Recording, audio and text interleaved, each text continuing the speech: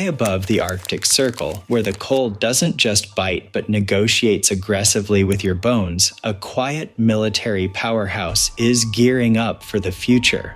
No dramatic press conferences, no aircraft carriers cruising tropical seas, just snow, silence, and a country that has decided it will not be caught unprepared. Welcome to Norway. Most people picture fjords, northern lights, wool sweaters, and very polite people who somehow thrive in the dark for half the year.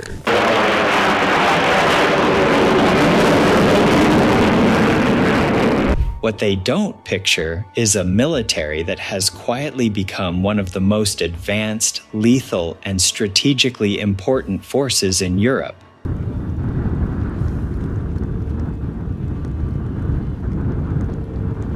And yet, here we are.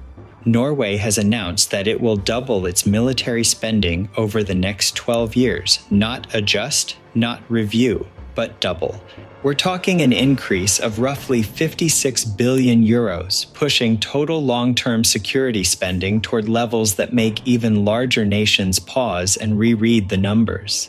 By the 2030s, Norway plans to reach around 5% of GDP for total security, with roughly 3.5% dedicated purely to defense. For a country with just over 5 million people, that's not ambition, that's intent. So why is Norway doing this? Simple answer: geography, timing, and realism.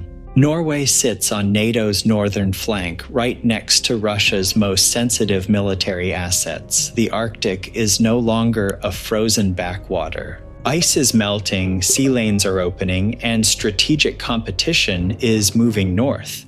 Norway didn't wake up one morning and panic. It looked at the map and said, "We've always lived on the front line. Now the world is just catching up."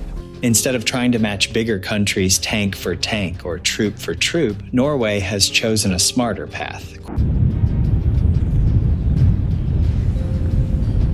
Quality over quantity, but also integration over isolation. Every system talks to every other system. Every soldier, ship, jet, and sensor is part of one connected web. Think less medieval army, more high-tech chessboard covered in snow. Start with the Air Force. Norway operates a full fleet of 52 F-35 fighter jets, making it one of the first partner nations to complete its planned force. These aircraft aren't just fast and stealthy, they're flying sensor hubs in Arctic conditions, in darkness, in weather that would make most pilots question their life choices. They patrol the high north, intercept probing aircraft, and feed real-time data across the entire defense network.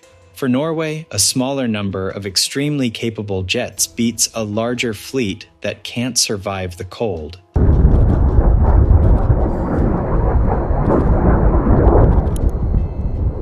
Then there's air defense. Norway didn't just buy a system, it built one. NASAMS, the Norwegian Advanced Surface-to-Air Missile System, is now deployed in over a dozen countries and protects some of the most sensitive airspace on Earth. It can fire multiple types of missiles, track dozens of targets simultaneously, and react faster than most threats can finish existing. Drones, aircraft, cruise missiles. NASAMS doesn't care. It just works, and Norway keeps expanding it, even after donating systems abroad, because controlling the sky is non-negotiable. Below the surface, things get even quieter. Norway's submarines have built a reputation that borders on mythical. Small, diesel-electric boats designed for coastal and Arctic operations. They've consistently ranked among the most available and effective submarines in NATO exercises, and now they're being replaced with an entirely new generation. Starting near the end of the decade, Norway will field advanced submarines capable of staying submerged for weeks using air-independent propulsion under Arctic ice, in silence. If you're a hostile navy, that's not comforting. Above them, the Navy is undergoing the largest expansion in its history. Norway plans to acquire at least 5 new advanced frigates optimized for anti-submarine warfare, along with new support ships and coastal vessels. This isn't about showing the flag. It's about controlling sea lanes in the North Atlantic. Because if you control those waters, you control reinforcement routes between North America and Europe. Norway knows this. NATO knows this. Russia definitely knows this. But hardware is only half the story. Norway's real advantage is how it trains. Norwegian soldiers don't treat the Arctic as an obstacle. They treat it as home turf. Cold weather operations aren't a special course. They're the default setting. Troops trained to move silently on skis, build shelters in sub-zero temperatures, and operate for long periods without support. Vehicles freeze, batteries die, people get tired. Norwegian doctrine assumes all of that and keeps going anyway. Special forces take this to another level. Norway's elite units operate across land, sea, and air, trained to strike quietly, gather intelligence, and disappear before anyone realizes they were there. They work closely with allied special forces and are fully integrated into NATO planning. In an environment where visibility is low and conditions are brutal, they thrive. If most armies see the Arctic as a nightmare, Norway sees it as camouflage. On land, the army is also growing.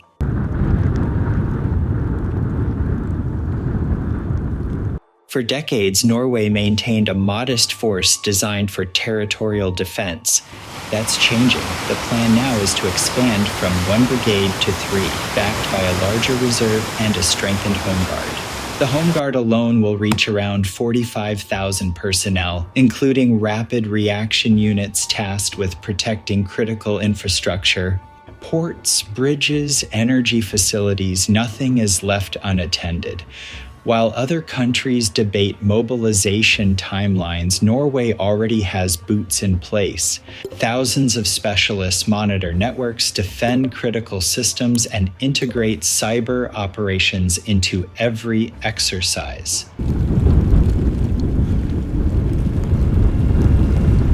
Officially, the focus is defensive. Unofficially, Norway acknowledges it has offensive cyber capabilities as well. In modern warfare, the first shots may not be fired from a rifle. They might be typed. Norway is ready for that too. Even communications are evolving. Norway has already experimented with integrating 5G networks into military operations during large-scale Arctic exercises, allowing instant data sharing across land, sea, and air. Faster decisions, tighter coordination, fewer mistakes. In combat, seconds matter. Norway designs its systems around that reality. Energy security adds another layer.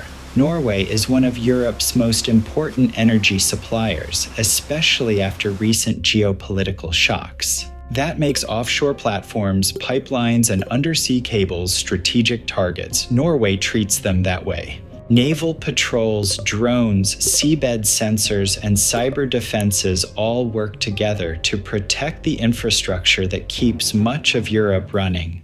Energy isn't just economics anymore. It's national defense.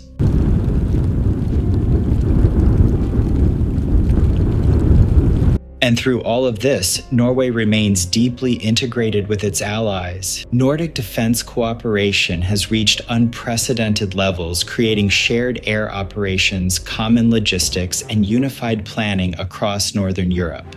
NATO exercises in Norway aren't just training events, they're rehearsals for real-world scenarios in one of the most demanding environments on Earth. So how did a country known for peace prizes and winter sports become such a serious military player? By being realistic, by understanding its geography, by investing early, and by refusing to believe that small means weak. Norway doesn't need a massive army. It needs a smart one, a connected one, a force that can see first, move fast, and hit precisely. And that's exactly what it's building.